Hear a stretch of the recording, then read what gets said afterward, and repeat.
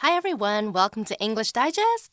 I'm Seb. And I'm Angeline. How are you doing today? Good, thanks. I'm excited to get started looking at some new writing tips today. We've got a great topic this week, don't we? We sure do. We're going to be talking about the best trips we've been on. So, Angeline, are you going anywhere on vacation soon? No, not yet. Nothing planned so far. I wish I could Right. take a trip somewhere, but with the current situation Not the that's best going time. on, it's not a good time to be traveling. I can only reminisce about the trips I've taken in the past. Of course. I'm actually going to go on a trip soon, actually. Are you really? Yeah, Where are you no, going? I mean, I was going to go to the Philippines. That's Okay. not happening anymore. Okay, that's good. But I am going to be going to Orchid Island. I think that it's a great time now to think about maybe exploring some more of Taiwan. Okay. So you're taking a local trip. a local trip. Okay. Yes, I'm taking a local trip. But you just said that you like to reminisce about your previous trips, which I think is a great thing. It's great to invest money in experiences and memories that you can carry forward with you. And that's actually got quite a lot to do with today's writing prompt, doesn't it? It does, because we really are going to be talking about the trip I love the most. So obviously we have to go back and think about a trip that we've been on and we have to pick the one that we loved the most. Right. So with no further ado, we are going to take a look at our writing prompt. Okay, so let's take a look at our writing prompt for today's exercise. Traveling is one of the best ways to broaden your horizons, okay? It is. So you have the opportunity to learn about a different culture and try the local cuisine. Out of all the trips you've taken, which one is your favorite? Okay, please write an essay about your favorite trip you've been on. The essay should have at least 120 words and be separated into 2 paragraphs. In the first paragraph, you will talk about the trip, where you went, who you went on this trip with. In the second paragraph, you will talk about what happened on this trip that made it so memorable. Okay, so there is quite a lot we need to fit into this article. We need to talk about somewhere we've been before, a destination, or destinations if we went on to a lot of places, maybe on a road trip. We've also got to talk about our travel companions too, who went with us. Yes. And lastly, we need a paragraph that details what we did on our trip that made it so special.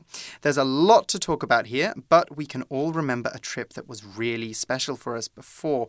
Where have you been that's really special, Angeline? So I have to think about this one. I'm trying actually to decide between 2 trips that I think were pretty memorable so far. Okay. One was to Seoul in Korea, South Korea.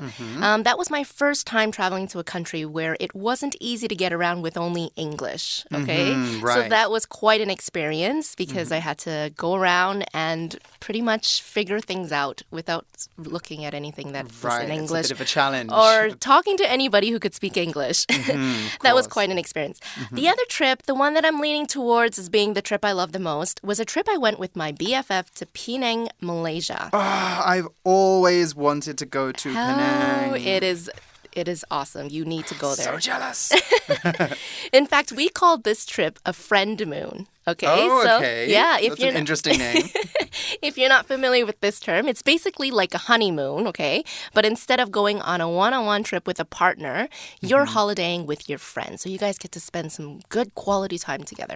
That's sweet. And sometimes traveling with a friend can be a real make or break situation. Oh, yeah, though, that's can't true. It? So, you can have a really great time with your friend. You can kind of come together, have some really great experiences. Or you can realize there's lots of things you actually don't like about each other. Exactly. So it's a real make or break situation, a situation that can go very well or very, very poorly.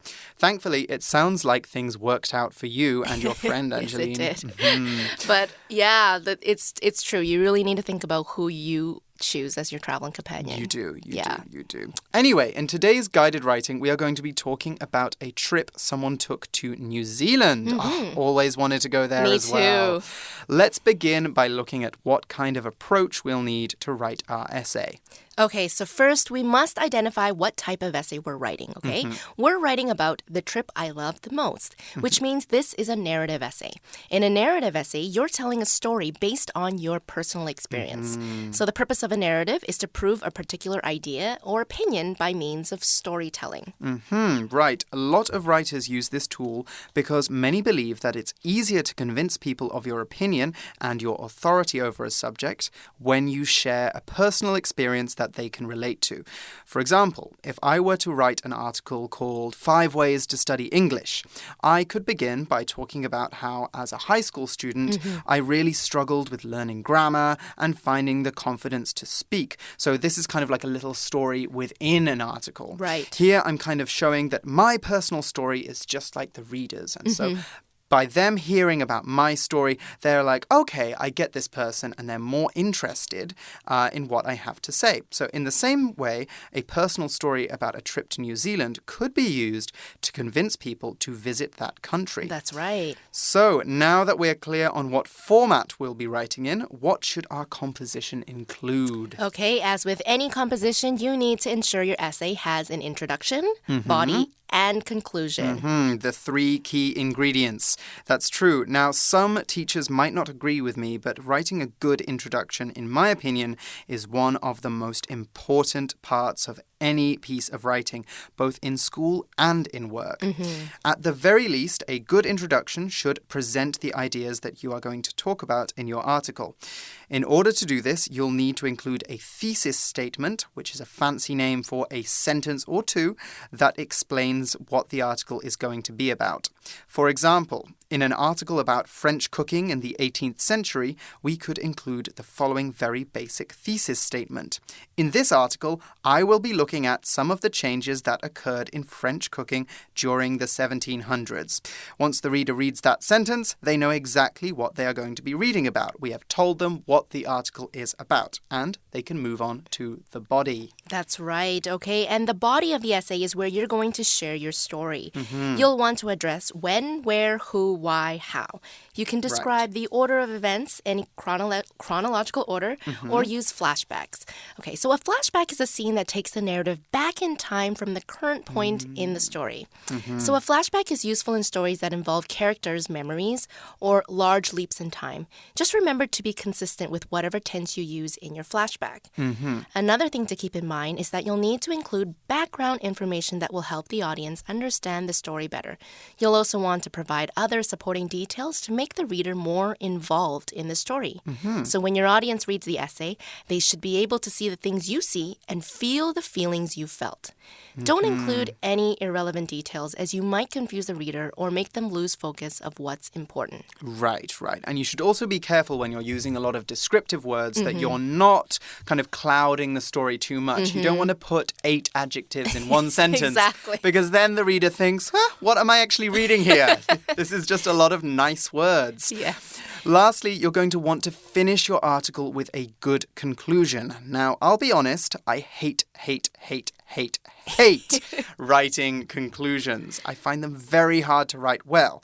That needn't be the case for everyone, though. The purpose of a conclusion is to round up everything that you've been talking about and explain why this essay is important. If you're struggling to think of what you should write in your conclusion, take a quick read through your intro and your body and ask yourself one easy question. So what? That is what your conclusion is going to be answering. So if we take a look back at the example with French cooking that we looked at just now, a very simple one-sentence conclusion might be, all of these factors combined created the conditions for French cooking to enjoy the international recognition that it has today.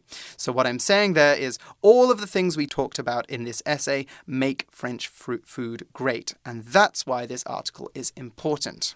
Okay, well, you hate writing conclusions, but I must say that was a very good conclusion. Thank you. I actually wrote that one in very little time.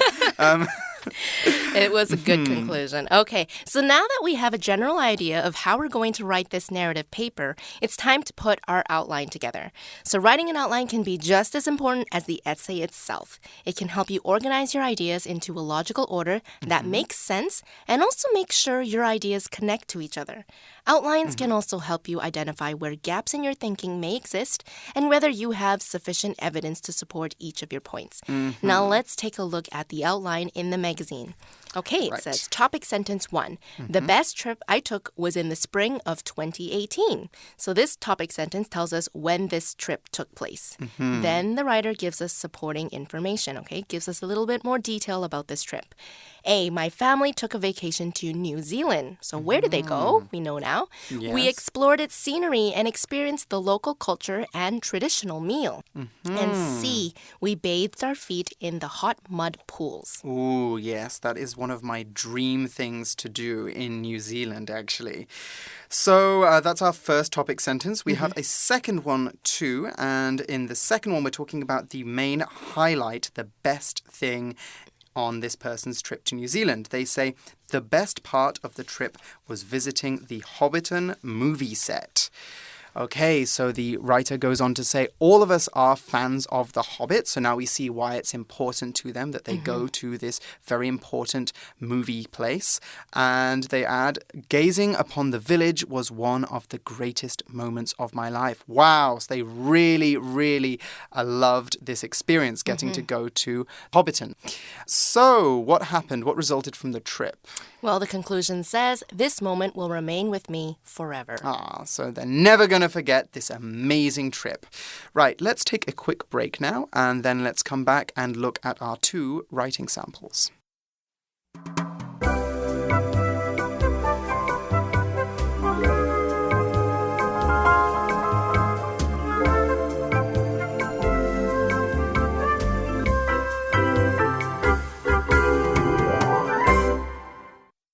Basic sample. The best trip I ever took was in the spring of 2018. My parents, my sister and I took a 2-week vacation on New Zealand's North Island. We explored its beautiful natural scenery, experienced the local culture, and ate a meal cooked in the traditional Maori way. We also bathed our feet in the hot mud pools at a city called Rotorua. However, the best part of the trip was visiting the Hobbiton movie set. All 4 of us are huge fans of both The Hobbit and The Lord of the Rings, and my parents had always spoken of taking a trip to Hobbiton. Gazing upon the beautiful village was one of the greatest moments of my life. The whole trip to New Zealand was great, but this moment is one that will remain with me for the rest of my days. Okay, wow. Okay. That is pretty convincing, I feel like. It sounds like an amazing trip, doesn't it? Yeah. I mean, I probably wouldn't go to the Hobbiton movie set because I'm not a huge fan of The Hobbit. Not a fan of movie tourism? No, well, not The Hobbit. Maybe other places. Okay. Movie sets. But the hot mud baths. Now, you were telling me earlier that you just wrote an article about hot mud baths, right? I did. Ooh, tell us about it. The best hot mud baths you can go to around the world. And I actually wrote about Rotorua. It's a very interesting place. So Rotorua is right in the middle of North Island. Okay. It's a place which is full of lakes, full of different lakes. And it's right on some geological fissures. What I'm saying, there are cracks in the ground where you have lots of lava and stuff underneath. What does this make? Hot springs and mud baths. That's how Taiwan has hot springs as well. So the local Maori people actually believe that Rotorua is the place where the god of fire and volcanoes live. Okay, cool. There's lots of steam coming out of the ground and all these exciting places you can go. And it's stunningly beautiful. I think if I was going to North Island, that would be the first place I would want to visit. You would definitely go to Rotorua. Well, you know some fun facts about New Zealand as well, don't you? I do. I just know one, though. Okay. That was one I looked up. Did you know that only 5% of New Zealand's entire living population is human? Whoa, really? Yeah, so wow, okay. 95% of it is other living life. Yeah. I've heard it's one of the only countries where animals vastly outpopulate the humans. It's very interesting. In fact, there is a map somewhere online called New Zealand, No One Lives Here. And it's No one lives here. And it's a map of all the places in the country where there are no people or fewer than one person per 1,000 kilometers or something like that. I So feel like very I would few people. like to move there. Yeah, you don't like people. Sometimes when you just want to be by yourself, that sounds like a really good place to go, Sometimes right? when you just need to get away, you just got to go to New Zealand for a day or two. So it's definitely one of the places I want to visit, not just because there's not many people there, but just because it's so beautiful there. Yes. Yeah, so right? beautiful. Right. And if New Zealand is somewhere you really want to go to, then you'll also know that the country is split into two main islands, the North Island, which I just mentioned, and the South Island. Now, the South Island is the one where no one really lives. It has very, very few people, great beaches, and enormous mountains. In fact, I think they're called the Southern Alps, but I need to Google that. But these massive mountains are the ones, if you've seen Lord of the Rings, this is where Lord of the Rings was filmed, when they were climbing through the mountains and they're fighting the snow off and Saruman tries to kill them. This all happens in those mountains. It's a really stunning place. And if you're a Lord of the Rings nerd like me, you're going to love it. Both islands do have the Maori culture, which is one of the most special things about New Zealand, isn't it? Yes, they are the indigenous Polynesian people of New Zealand. So they are native to New Zealand. They did not prepare or cook food in the same buildings they slept in. Did you know that? That's really interesting, isn't it? Interesting cultural facts. So it's almost like their kitchen was outside, okay? Right. Instead, the food was cooked outside or in a special cooking shed. Okay. So I think this is what the writer was referring to when they said that they ate traditional Maori food, okay? And it was cooked in the traditional Maori way. I see. Okay. So it was probably prepared in this special shed. We've already spoken about Rotorua, but did you know that this is actually the center of Maori culture in New Zealand? About 1/3 of the region's population is Maori. Really? That's one of the highest populations in the country. And it's also home to several schools where classes are taught in the Maori language, which has actually helped the Maori language come back, and it's helping it to survive. Rotorua is special to Kiwis for another reason as well. It's also special to them for its outdoor activities. We spoke about the mud baths, but there's also 17 lakes in the area where you can canoe, kayak, go fishing.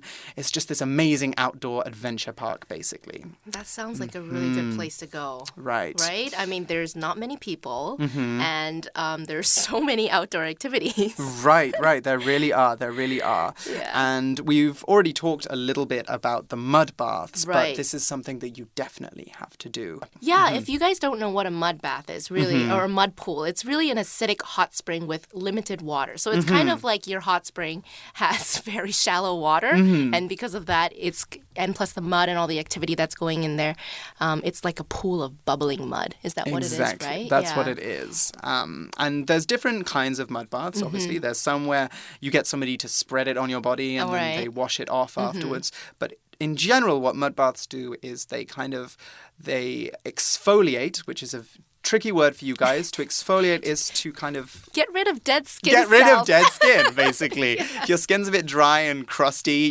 you put on a product or some mud and it makes all of this dead skin come off. And afterwards you have fresh skin like a newborn baby, basically. Yeah, it's pretty much like a spa, pretty much. You're going to go, if you're going to go to this hot mud bath, you're going to get a spa treatment. Exactly, a natural spa treatment. Anyway, let's move on to our advanced sample.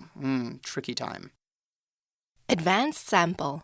My most unforgettable travel experience to date is the summer my mom took me on a tour of Italy. It was the experience of a lifetime. We began in Rome and toured the Vatican. We then embarked on a northward train journey to Tuscany, where we visited beautiful Siena and the charming walled town of Lucca. From there, we went on to magnificent Florence and then ended our trip in Paris, France. With all we saw and experienced on this trip, it was hard to take everything in. Stunning artworks graced our vision everywhere we looked, from the ceilings of churches to sculptures in public squares. We tasted some divine culinary creations, such as cheese-covered pizza, pasta with fresh vegetables, and creamy gelato. As we reveled in the simple joy of cycling in the fresh summer air, we met kind and helpful locals everywhere. It truly was the best trip we could have asked for. Okay, that was our advanced sample. Wow, Do you see a very big difference between the words in the basic sample and in the advanced sample? I do. It's, in general, I think the whole sample in general has more of a literary feel. It does, yeah. When we describe something as literary, we mean it sounds like it came from a book that we read. So we're talking about something that sounds like a novel, that kind of image. And literary writing tends to be much more descriptive. Everything has an adjective to it. Everything is magnificent, or we describe the shape of the food that we're eating, you know? Yeah. If you're writing a blog, you just say, I ate pasta. Not pasta with fresh vegetables, right? Exactly. And creamy gelato. Yeah. Okay, well, Italy and Paris, well, those are the two cities that are also on my bucket list. I would expect a trip that includes Rome, Tuscany, Florence, and Paris to be unforgettable, right? That's probably why this person chose it. Yeah.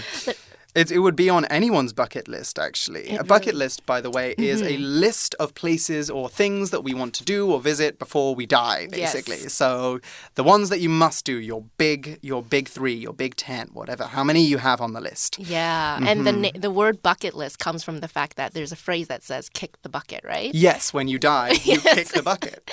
That's where the bucket comes from. So it's not just because we put all of these lists that we want to do into a bucket. There's a reason why it's called a bucket list. Yeah. Exactly. Don't tell me why they kick the bucket. I don't know why. I don't know if I can tell you. I feel like it's something to do with execution. Oh. Yes. Okay. I think that I'm going to guess. My guess is that in the olden days, when people would have their head cut off for stealing or whatever, the terrible times, there would normally be a bucket next to the chopping block. And I think that's what it's talking about. About normally when someone's head got cut off, it fell into the bucket or something like that. The bucket fell over. So that's what you're kicking. You're kicking the bucket with your head. I thought you were talking about like electrocution, where you would be electrocuted and then you would accidentally kick the bucket because the bucket was near your foot. Oh, that's true. That's true. That could be true as well. Anyway, so we saw a lot of very good vocab in this one. Why don't we talk first about the word embark? Embark, right. So the writer begins the trip in Rome and then embarks on a northward train journey to Tuscany. Okay, so the word embark means to begin a journey, especially on a ship or airplane. And this journey takes them to the charming walled town of Lucca. Now, Angeline's going to tell you what we mean by the phrase walled town in a second. But first, let's look at what the writer means by charming. Now, when something is charming, it is delightful, pleasant, and makes us feel very happy when we see it or do something with it. So, from this word, we get the idea that Lucca is a lovely city. Charming comes from the verb charm, which means to cast a spell on someone that makes them feel happy or makes them fall in love. That's also why we have the expression Prince Charming as well. A Prince Charming is a perfect man that everybody falls in love with and wants to be with. That's a Prince Charming. For similar reasons, we can also turn the verb enchant into enchanting. So we could also say that Lucca is an enchanting city. We fall in love with it. It casts a spell on us the moment we see it. Right. Okay, so we learned through this narrative that Lucca is a walled town, which means the town is surrounded by walls. So what's amazing is that the walls encircling this old town are still intact even as the city expanded. So the reason why there were walls, it was actually built initially as a defensive structure. And I guess even after they expanded this town, they decided, hey, let's continue building a wall around it. They leave Lucca and they head to magnificent Florence. And now when something is magnificent, it is impressive because it appears very expensive, very big, very exclusive, or very special. So think of a magnificent castle or a magnificent opera house. We're talking about big, expensive buildings that are full of decorations. We could also use a couple of other very big, impressive words to talk about Florence. We could say that Florence is sublime, which means that it is excellent to a very high degree, almost to a unnatural degree. When something's sublime, it's almost like it was made by God, you know? It's extremely, extremely good. prestigious as well. Prestigious maybe not to talk about Florence, but the word prestigious basically means that something is very, very important, very difficult to get into as well. So like a prestigious university, NTU, for example, would is be a prestigious university. Or like Harvard. Or Harvard, yeah, obviously that's a bit more prestigious, I guess. Okay, so traveling to so many cities with so much history in a short amount of time can definitely be overwhelming, okay? So it can be hard to take everything in. To take something in means to understand completely the meaning or importance of something. Like when you read something with an overload of information, it might take some time to process everything. Right, take some time to take it in. It seems like the author really loved Italy, though, because artworks graced their vision wherever they went. Now, when something graces a space or someone's vision, when we say something is in someone's vision, by the way, we mean they saw it. When something graces in that way, it appears in a way that we enjoy or makes us happy. So the writer just said that they saw some artworks that wouldn't really tell us much. Okay, so if they just said, I saw art, then they saw art. However, if we use the word grace, we get this feeling that the experience of seeing the artwork was really special. It was probably one of the reasons why they traveled to that city or, to Italy. Of course, to Italy and France. And if you've been to the Hall of 500, for example, in Florence, its impressive town hall, then you would agree this isn't everyday art. This is really impressive, magnificent art. Wow. Okay. Well, what's a trip without tasting the local food? Here. When you see the word culinary, know that it relates to cooking, okay? For example, a famous chef definitely has superb culinary skills. Right. Culinary, okay? Right. And what do you think they mean by culinary creations? Food! It's a fancy word for food. Yeah. The author is just trying to avoid saying food over and over again. So it's a creative way of saying that. And now here are some other words you can say which also mean food or the art of making food. We could talk about gastronomy, which is a very fancy word for all of the food and cooking styles in a place. We could talk about cuisine, which is normally elevated food, very fancy food. So French cuisine or Japanese cuisine. We know that it's going to be an expensive meal when it's cuisine. Cuisine, eh? And generally, we can also use the word fare as well. So fare, spelled F-A-R-E, just means food as well. Food. So all words for food. Food. Stuff to eat. Okay, so you've probably wondered about the difference between gelato and ice cream, right? Is gelato just a fancy word for ice cream? Actually, no, it's not. No, it's not. I thought it was just Italian marketing. It's not. Actually, they're prepared differently. They're both, ice-cold treats, but they are prepared differently. Ice cream is airier and has a higher fat content, and gelato is softer and is made with much less fat. Okay, so you can say ice cream is not as healthy as gelato, maybe? Perhaps. I'll tell you what they both are, though. Delicious. In fact, I think we should probably go and get some gelato now. You think so? Yeah, especially as we're running out of time for today's episode. Sorry you guys can't come with us. You guys need to study these basic and advanced samples. Write your own passage. But me and Angeline are going to run off and get some gelato Maybe now. some ice cream. Maybe some ice cream. Okay, yeah. I don't know where to get gelato in Taipei. Me neither. Actually. Ice cream. We've downgraded to ice cream. Yes, we have. Okay, guys. So you should by now know exactly how you want to write your narrative essay. So you guys can get on with planning that. But for us, that's all the time we have. So we will join you again soon for more exciting writing tips. For English Digest, I'm Seb. And I'm Angeline. And we'll see you again soon. Goodbye. Bye-bye.